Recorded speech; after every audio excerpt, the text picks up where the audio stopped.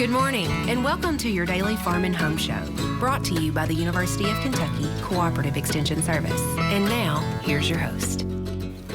Good morning, and welcome to your Farm and Home Show. My name is Joanna Coles, and this morning we're visiting with Dr. Jeff Lehmkuhler. He's with the University of Kentucky as Extension Beef Specialist there. Good morning, Jeff. Good morning, Joanna. Now, Jeff, this last year was kind of a weird weather year, but a lot of people found themselves possibly short of hay because we had to start feeding it a lot earlier than we had anticipated. That's right. The dry weather in the early fall left a lot of pasture short, and so in some instances farmers didn't get maybe that third cutting of hay in, and so they're in a situation where there's a bit of a short hay supply across the state.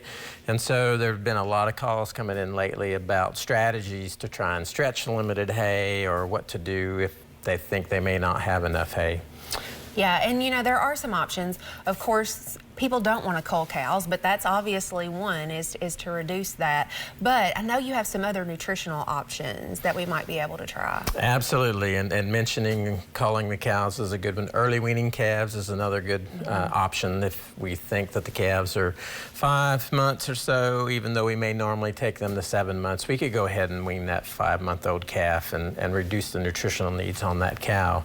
The other thing we can do is we can think about where we might see losses. And the first place would be if we're unrolling hay out in the pasture. That's certainly one way that we can stretch hay by just making sure we're given enough that they're going to clean up in 24 hours.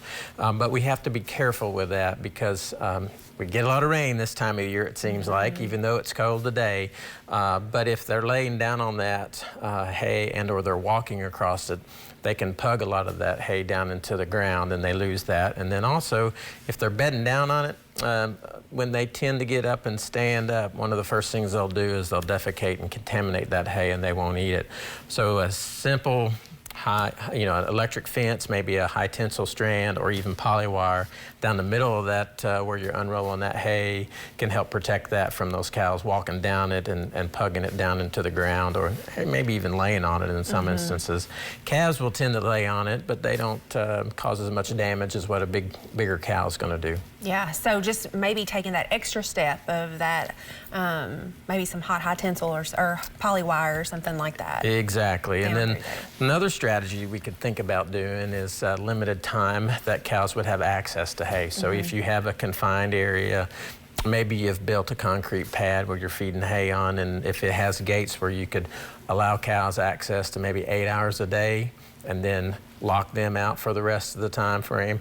What research has shown us both from Purdue and the University of Illinois is for dry cows that are in good condition, something that would be calving maybe in April and into May, a little bit later calving right now than where we're at, they can do okay with limited time access. However, if we've got lactating cows or thin cows, we don't want to restrict them nutritionally this time of the year because their nutritional needs are higher. Okay, so how much hay would they need typically on an average? So if we think about our average cows, somewhere in the 1,400 pound range, they're going to probably consume about 30 pounds, but they can waste 10 to 15% more through feeding losses.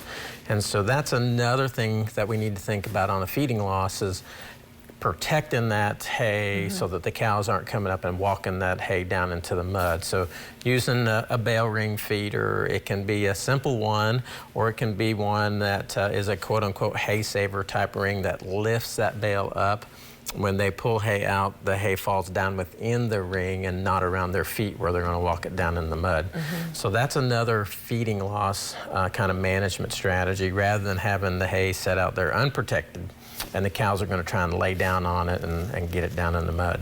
So that's a definite way to save on hay, but if we still are seeing maybe ourselves limiting in some areas, we could always add maybe a supplement. Absolutely, and so one of the things that we think about is if we know we're going to be short on hay, how much grain supplement or commodity-based supplements can we bring in? And we should still plan on providing cows with 10 to 15 pounds of hay, but then we can come in and meet the nutritional needs with a Soyhull corn gluten blend mix, or corn has been a relatively good pricing option this year, and so working with a nutritionist, we can build a supplement that will deliver the nutrients for the cow. The main thing is just know the nutritional needs of those animals and meet those needs, because if we kind of ignore that now, we're going to have problems later on in this year with reproduction, nutrition. There could be health. Absolutely, and so we encourage them to come in and see their county extension office and visit with their nutritionist. All right, thanks Jeff for the information, and if you have questions, make sure to contact us. Thanks for watching and have a great day.